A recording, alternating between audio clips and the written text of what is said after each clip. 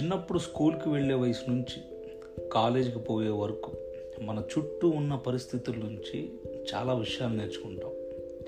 అయితే మనల్ని పెంచిన అమ్మా నాన్న బడిలో పాఠాలు చెప్పే పంతుల వరకు మనల్ని తిట్టి కొట్టి కొన్ని విషయాలు నేర్పుతారు క్రమశిక్షణ కోసం. పుట్టుకతో పద్ధతులు ఎవ్వరికి రావు, పట్టుకుంటే ఏ పరిస్థితులు పనికిరావు.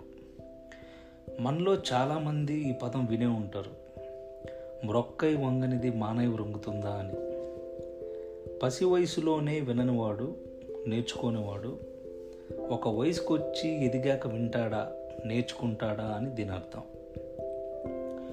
5 వేళ్ళు సమానంగా లేనప్పుడు ఏ 5గురు సమానంగా ఉండలేరు. అది నిజమే, కానీ ఒక మనిషిలో బలాన్ని కంటే బుద్ధిని ఇష్టపడే వాళ్ళు ఉంటారు. కళ్ళకి కథకి సంబంధం లేదు.